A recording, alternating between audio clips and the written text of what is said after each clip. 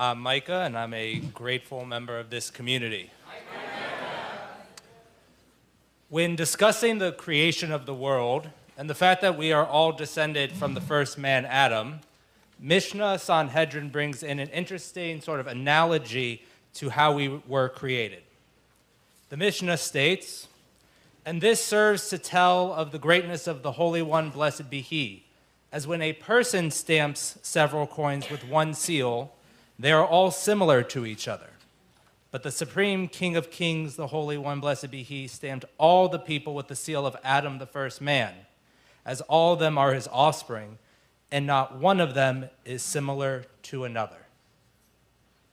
So here we have an interesting idea. God created us to be unique. God created us to be individuals. And God accepts us for who we are, the good and the bad. God celebrates our uniqueness and our individuality and the flaws that come along with them. I was thinking about this Mishnah as I prepared for the high holidays because this is something that I have only been really able to accept since my time here at Beit Tshuva. Through all my work here and going through the steps, I came to realize the root of my issue was not being able to accept who I was and trying to put on a face of being something else. I was battling and dealing with this split that I saw within me. For too long in my life, I saw who I was and who I thought I was supposed to be. Growing up as a rabbi's kid, or as we affectionately called ourselves, RKs, I was constantly living within a fishbowl, as was my family, and I was swimming in a pool of judgment from the community. I often felt scrutinized for how I acted or behaved.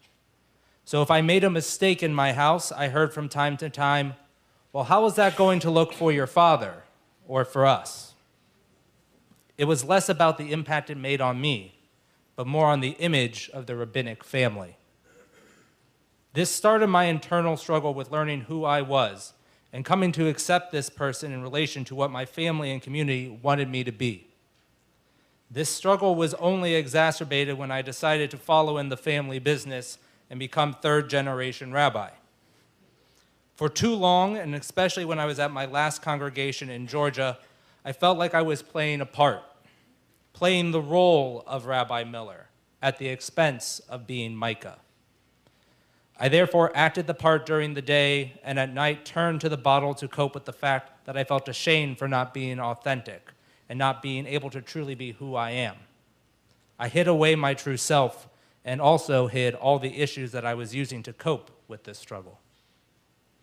That all changed when I ended up in jail for a DUI.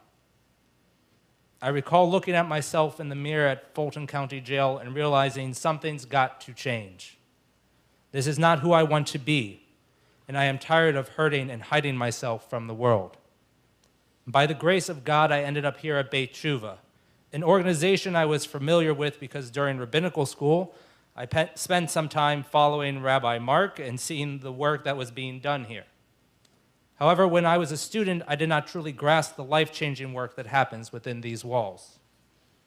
When I came to Beit Tshuva, I was lost and broken. I had an arrest. I was away from my daughter and was no longer working as a spiritual leader. I had hit my bottom and was in pieces. But through hard and honest work here at Beit Tshuva, I was able to leave here over a year ago in a better place and on the right path. I came to realize that I need to accept myself for who I am, need to be honest about my positive and, yes, my negative character traits as well. Through working with my therapist here and with my counselor, Bradley, and my home group leader, Vinny, I began to accept being me. For so long, I've been trying to cover up who I was because I was afraid of being labeled the black sheep of my family or community. But I was lying to myself and denying who I was, and this only hurt me.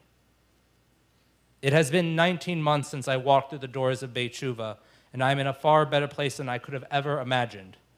I am blessed to be working back in the Jewish world. I have a strong and honest relationship with my daughter, and I am happily engaged to the woman who is the love of my life, who supports me and accepts me with all my flaws. But most importantly, I love who I am. I am being true to myself. All of that has been possible because of my time here and the realization that I must always approach all aspects of my life with brutal honesty. I feel that my time at Beit Shuvah has allowed me to understand that Mishnah that I shared with you all earlier in its true sense. We are meant to be individuals. We are meant to accept our own individuality and the uniqueness in everyone that we encounter because God loves us. God loves us because of our individuality. God or our higher power does not desire us to walk in this world wearing a mask, but to accept and highlight who we are. My message to everyone here is, be that unique coin that God stamped when you were created. Accept your true self and let that true self out, because when you do, you can begin to take steps to be better, to fight your struggles head on, and live the type of life that you deserve.